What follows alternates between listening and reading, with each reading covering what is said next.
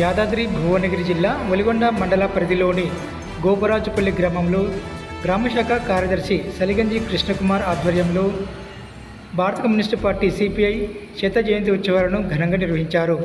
ఈ కార్యక్రమానికి ముఖ్య అతిథిగా జిల్లా కార్యవర్గ సభ్యులు బోడ సుదర్శన్, జిల్లా సహాయ కార్యదర్శి యానాల దామోదర్ రెడ్డి, వ్యవసాయ కార్మిక సంఘం జిల్లా కార్యదర్శి సలిగంజి వీరస్వామి, ఏఐవైఎం జిల్లా అధ్యక్షులు ఎల్లంకి మహేష్, ప్రజానాట్య మండలి నాయకులు కట్ల యాదగిరి తదితరులు పాల్గొన్నారు.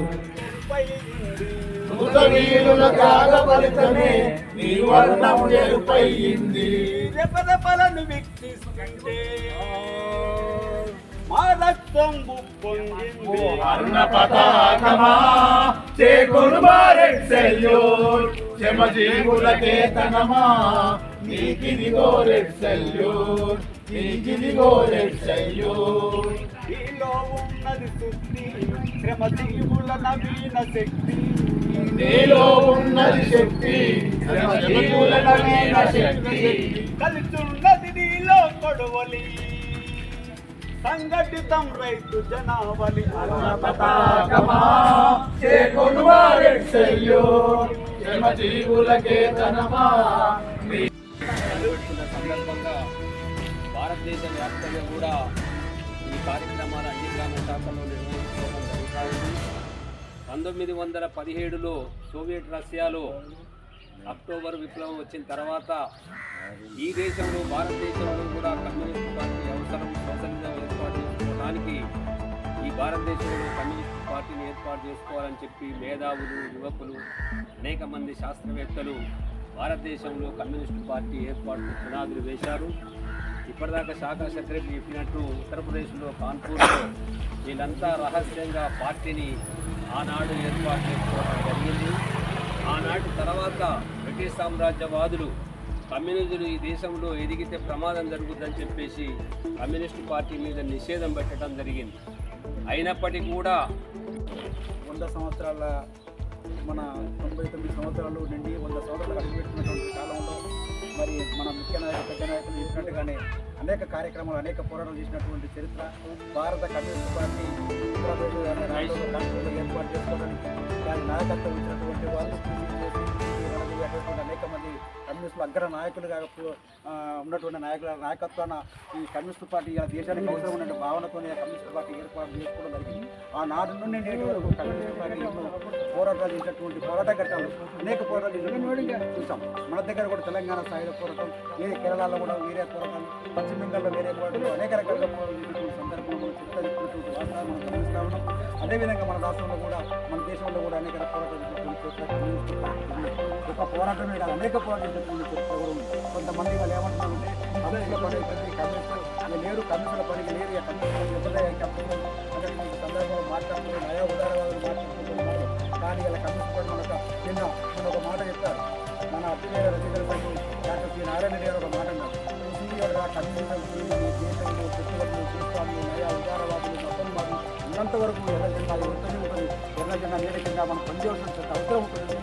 ఒక పూర్తించినటువంటి సందర్భం మనం గమనించాల్సిన ఈ దేశంలో పెట్టుబడి ఉన్నంత వరకు కూడా ఎర్ర జెండా ఉంటుంది. ఎర్ర జెండాకు చావు ఇన్ని రకాలుగా ఇలా 100 సంవత్సరాల నీతి, నిజాయితీ వాళ్ళ దేశంలో ఉన్నటువంటి పార్టీలను పూర్తిగా పార్టీలు చూస్తాం. అవినీతి కుటుంబంలో పూర్తపడేటువంటి పార్టీలు చూస్తాం. అటువంటి పార్టీలుగా కాదు మన పార్టీ. ఆ రకంగా గ్రామీణ కేంద్ర సమస్యల పరిష్కారం కోసం కూడా నిరంతరం ప్రజా సమస్యల మీద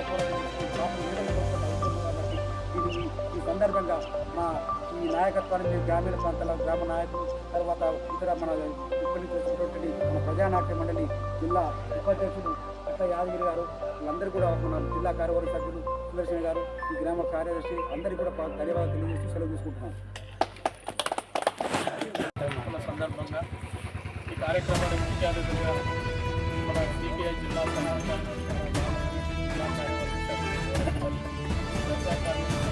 ప్రధాన కార్యదర్శి సలిగంజి వీరస్వామి మరియు ప్రజానాట్య మండలి దుప్పెల్లి శాఖ కార్యదర్శి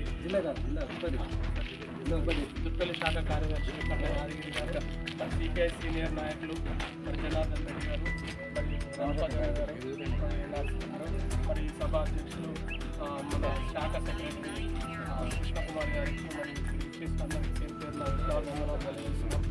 వాస్తవానికి భారతదేశంలో ఆ రోజు కాన్పూర్, ఉత్తరప్రదేశ్ కాన్పూర్లో 7 మంది సభ్యులతోని భారతదేశంకి స్వాతంత్రం కావాలని ఇప్పటిదాకా మన పెద్దలు ఎట్లయితే చెప్పారో అదే సందర్భంగా స్వాతంత్రం కోసం పోరాటంలో అప్పటి వరకు భారతదేశానికి, బ్రిటిష్ పాలనలో ఉన్న భారతదేశానికి అర్ధ స్వాతంత్రం అయితే కావాలని అనేక మంది కాంగ్రెస్ నాయకులు కానీ వివిధ నాయకులు అర్ధ స్వాతంత్రం కావాలని పోరాటం చేశారు. అది కేవలం భారత కమ్యూనిస్ట్ పార్టీ సిపిఐ సంపూర్ణమైన స్వాతంత్రం కావాలని 1925లో ఒక తీర్మానం చేసి ఆ రోజు నుంచి వెళ్ళి భారతదేశంలోనే కాదు వివిధ ఏదైతే తెలంగాణ లాగా సాయుధ పోరాట వారసత్వం జరిగి తెలంగాణ మనకు ఏదైతే ఉన్నదో అట్లాంటి ప్రాంతాన్ని దాదాపు 500 సంవత్సరాలని భారతదేశంలో విలీనం చేసి మరి కమ్యూనిస్ట్ పార్టీ పెద్ద ఎత్తున ఉద్యమాలు జరిపి మరి ఈ దేశంలోనే ఒక నికాసైన పార్టీగా మన కమ్యూనిస్ట్ పార్టీ ఉంది. ఈరోజు చూస్తున్నాం అనేకమైన పార్టీలు వచ్చి అనేకమైన పార్టీలు ప్రాంతాలలో వచ్చి ఈరోజు పోయినాయి. కానీ 100 సంవత్సరాలు అవుతున్న పార్టీ ఘన చరిత్ర అది భారత కమ్యూనిస్ట్ పార్టీ సిపిఐకే ఉన్నది.